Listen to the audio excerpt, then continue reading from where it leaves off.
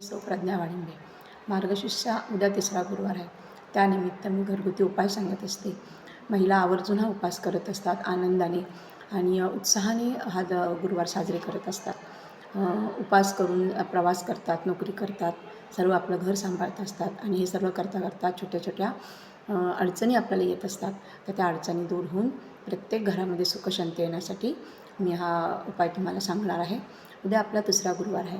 पण त्या अगोदर तुम्ही माझ्या चॅनलला नवीन असाल तर माझं चॅनल प्लीज सबस्क्राईब करा, जेणेकरून हा उपाय आज तुमच्यापर्यंत पोहोचला आहे. तुम्ही हा इतर सर्व तुमच्या ग्रुपमध्ये पाठवून ही एक सेवा असते.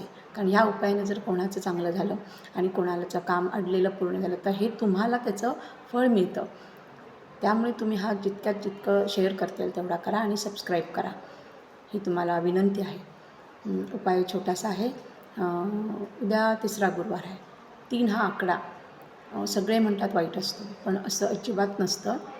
दत्ताचे 3 मुख आहेत, हे आपल्यालाही माहिती आहे. त्यामुळे आपण असं म्हणू का दत्ताचे 3 मुख आहेत तर दत्त चांगले, असं नाही म्हणू शकत. म्हणजे काही वाईट नाही बोलू शकत. म्हणजे 3 आकडा हा चांगलाच असतो आणि उद्याचा गुरुवार हा आपला तिसरा आहे. त्यामुळे धनसंपत्तीसाठीचा अतिशय उद्याचा दिवस छान आणि चांगला आहे. सर्वांनी उद्या दान करायचं आहे. पिवळ्या कलरचं दान. पिवळं म्हणजे केळी, पिवळा शिरा बनवा, तुम्हाला जे काही करता येईल. नाहीतर पिवळं वस्त्र, पण शक्यतो अन्नदान करा, जेणेकरून एखाद्या भुकेल्याला. पण तो असा असावा ज्याला खायला मिळत नाही. आता आपल्या खाली वॉचमनला देणं, आपल्या घरातल्या कामावली बाईला देणं, याला अन्नदान म्हणत नाही. प्लीज तुम्ही हे समजून घ्या. अन्नदान म्हणजे ज्याला खायला मिळत नाही, जे रस्त्यावर झोपतात, त्या लोकांना खायला देणं म्हणजे अन्नदान झालं. त्यामुळे उद्या तुम्ही पहिले अन्नदान करायचं आहे पिवळ्या कलरचं. तुम्ही काही पिवळं करू शकता, भरपूर गोष्टी असतात. तुम्ही ते अन्नदान करायचे आणि ते अन्नदान करताना महालक्ष्मी मातेपुढे पहिलं ते ठेवायचं आहे. आणि महालक्ष्मी माता, अन्नपूर्णा माता, हे ज्याच्या पोटामध्ये जाणार आहे तो गरजू असावा, जेणेकरून माझ्या अन्नदानाने त्याचं मन तृप्त व्हावं, मन शांत व्हावं, एवढी त्या देवीकडे प्रार्थना करायची. आणि जे काही तुमचं संकट असेल ते देवीच्या पुढे तुम्ही सांगायचं आहे. हा छोटासा उपाय आहे, छोटासा. आणि हे सगळं झाल्यानंतर एक कापूर फक्त तुम्हाला देवासमोर, आपल्या घरातल्या त्या पूजेसमोर लावायचा आहे.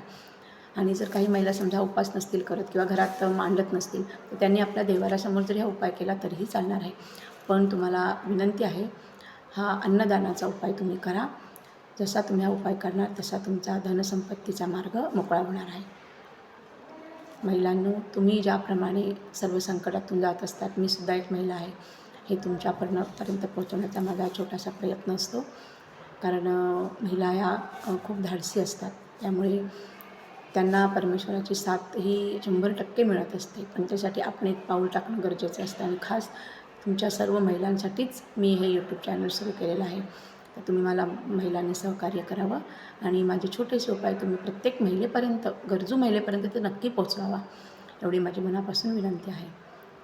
श्रीराम आणि महाराज तुमच्या सर्व इच्छा पूर्ण करू दे. महालक्ष्मी माता तुम्हाला धनसंपत्तीने भरपूर धन देऊ दे, एवढीच इच्छा.